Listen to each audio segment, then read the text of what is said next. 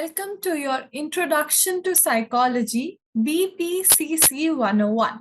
And I am your tutor, Deepika Saini, and we will be learning in these lessons our introduction to psychology. So this is a very foundational lesson. So you will be learning different aspects pertaining to psychology and this generic and basic concepts of it, which are extremely crucial in order to understand the future progression of the field as well as the next steps as to how it will be moving. All right, so let's move ahead and have a look at our course plan. Okay, so as you can see over here, we have a total of 5 blocks, right? You can see over here, there are 5 blocks, and you can further see that each block has different units. So in total, your BPC-101 Introduction to Psychology has 5 blocks and 9 units. So in block 1, you can see that we will be discussing introduction to psychology. So what will we learn over here? We will learn the origin of psychology, how psychology originated, what all elements were there in psychology, how it progressed and developed in the coming future. Along with that, we will also learn the nature and scope of psychology. So where Unit 1 discusses the origin of psychology, the history behind psychology. Unit 2 discusses the nature and scope of psychology, how far psychology can go. And then we can look at our block 2, which is our perception. So here we will be learning perception, what is the meaning of it, laws, perceptual constancies, and factors that affect perception.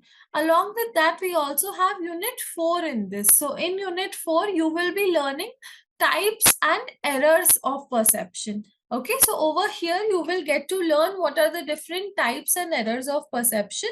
And then moving ahead to block 3, we can see it is primarily about thinking and language. So you can notice this thing that after block 2 onwards, we have primarily our concepts that are connected with cognition or thinking. So we have in block 3, we have Unit 5, which talks about thinking and language.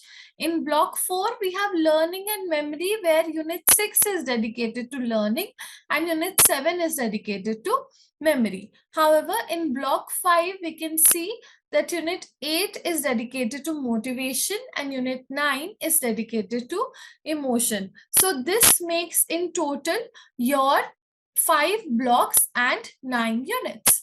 All right, so this is something that you will be taking into consideration in this chapter. Is it clear? Okay. Let's move ahead to block 1 now. So what are the crucial elements that you will be learning in block 1? What are the things that you will be learning? So in block 1, our primary focus will be to cover the fields of psychology and the emergence of psychology as an independent discipline in the world and India. So we will learn in Unit 1 the roots and historical pinnings in the field of psychology. And then in Unit 2, we will be learning the nature and scope of psychology. So over here, the key elements and the extent to which psychology is applicable would be learned. All right, apart from that, our objective would be to understand the evolution of the field. So we want to learn how did this field evolve over a period of time and how has it come to this point where it is now. So how has that progression taken place over the brief period and centuries? All right. Moving ahead next, we have block 2. So block 2 primarily has our Unit 3 and Unit 4, and our objective here would be to understand how we perceive things around us and what makes us, understand that, okay, is this a tree? Is this a sky? How do we make sense of our environment? So how do we make sense of the sensations that we get from the environment? So these all elements are something that we will be focusing on in our block 2.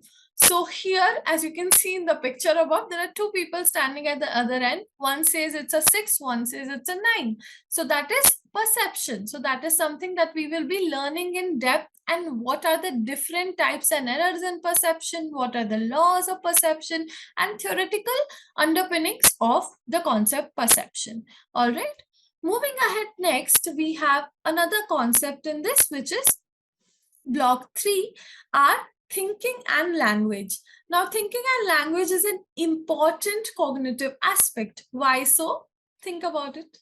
Yes. So anything that you do, any cognitive process that you take requires certain amount of thinking. And most of the time, certain researchers believe that thinking is influenced by language, but other researchers believe that language is influenced by thinking.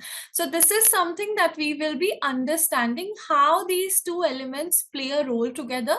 What can we do to understand this better, and what are the other theoretical underpinnings in this. So our objective would be to explore this process of human cognition and understand the complex nature which language and thinking have around the world.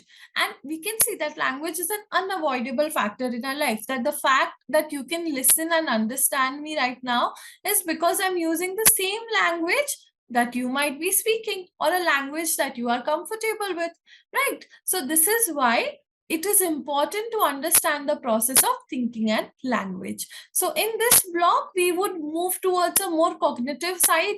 So we will try to understand different concepts such as creativity, thinking, and language. All right.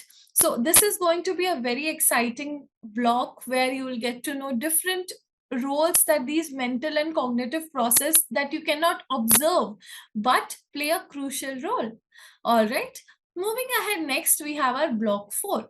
So here we will learn learning and memory. Now the concept is a little ironical. Why? Because we are learning, right? So we will learn how the mechanism and mental processes of these two concepts work. The fact that you are able to learn something through these lessons and write it in your exam, what is happening in that process, right? How are you able to remember that information? How are you able to write that information? So those are the things, something that we will be learning in this particular block. So our objective would be to understand the mechanisms of these process and their influences on the human life, as well as the trajectory and direction of psychology. So this is another important cognitive process and a crucial mechanisms of our daily life. So we will understand where in our life these play role. Meantime, I would also like you to think, by the time we come to block 4, I would like you to think different aspects where learning and memory is unavoidable, or some that where it plays a crucial role that cannot be avoided, right? Moving ahead, we have block 5. So when we talk about block 5, this primarily deals with the concepts and theories concerned with your motivation and emotion. Now, you know what is motivation. What is motivation?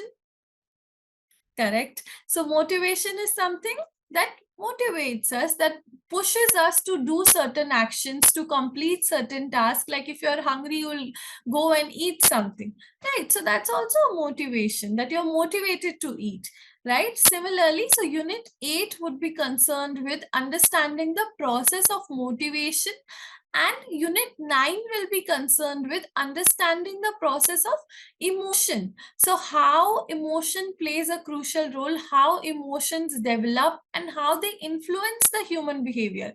These are few things that we will be learning in our block 5. All right. So with this, our objectives and our lesson plans of each of these blocks and units would be designed, what we will be focusing on, what all elements we will be learning. Okay. But before I end this for you, one smart tip that I would like to give you is about how to ace your psychology exam. Now, psychology exams are something that are our main goal, most of the times, right? That we are studying so much is also because we want to do well in our exam. Now, there is a way to write your answers. So there is, whenever you're writing your answer, make sure that regardless of what the question is, you should have a plan of content before you write the answer. So let's say if you're going to talk about the nature and scope of psychology, okay, so you should have a plan in your mind what all concepts you will like to discuss in it, what all things are important in the concept and must be discussed. So these are few things that you'll have to take into consideration when we talk about your content plan. So when you are framing your answer, there needs to be an appropriate structure to it. Now, where does that structure comes from? So make sure that first you are introducing the topic. So when you talk about nature and scope of psychology, and let's say you're writing a 5 mark or a 10 mark answer on this, I would not want you to directly start with, okay, the nature of psychology is this is the scope of psychology. No, what we must do, we should introduce the topic first. So first we will talk about what is psychology. We will define psychology. After that, we will come to what do we mean by nature of psychology, and we'll discuss nature of psychology and scope. So first you have to introduce, you have to write an introduction. After that, you have to make sure that you are writing a theme. So your answer should be centered around the theme. So you have to make sure that you are addressing the most important question, which means that when I ask you, elaborate on nature and scope of psychology, I will be expecting you to discuss few things along the lines of what are certain principles of psychology. I will be expecting you to explain me different fields of psychology. This is all this we will discuss in unit 1. So you will have a better idea and clarity then. But you will have to make sure that that's how you are writing your exam. Okay. Apart from that, it is important to add as many examples as you can. Why? Why are examples important? Because examples help you in terms of understanding the concept, and it also helps the reader to understand that yes, this child has understood the concept or this student has extreme clarity, because they are able to convey it through a example method, or they are able to put it in a different situation and even then explain it. Okay, so this is why always make sure that you are giving examples, appropriate examples. Okay, appropriate and adequate examples are a must while writing your answer. Lastly, make sure that every answer of yours has a critical evaluation or a conclusion about whatever you had discussed. You can give a subheading and then write it. Okay, and make sure that you connect all your points together and then conclude your answer. Do not leave everything hanging. Make sure, even if you don't have a lot of time, you do write small 2-3 sentences about that to conclude so and so things are the nature and concepts of psychology. Okay. Apart from that, always underline all the key points and example, or wherever you would want the reader to pay attention, the examiner to pay attention, that okay, this is a key concept about this particular question. So you should make sure that you are underlining those key points. And lastly, always write topic statements before you make the paragraph. So what are topic statements? These are the key factors that indicate me that okay, you are going to discuss these things right now. So that's why it is important to write topic statements. So if I'm going to write conclusion and critical evaluation, I should write on top conclusion and critical evaluation. So this gives me the direction, as well as the reader a hint that okay, this part I have discussed over here and this part I have discussed over here. Okay. Lastly, always try to make flowcharts or diagrams wherever you can or wherever it is necessary. A diagrammatic representation helps the examiner understand the points better, and it's always a good way to summarize your answer. So wherever you feel it can be added, add it there. Unnecessarily, we do not need to add it. Okay, so these were some tips from my end to you to ace your psychology exams. And as and when we move with our sessions, with our lessons, we will be learning more tips and more ways of how to answer these questions, how to go about it, and how to further excel in our psychology papers.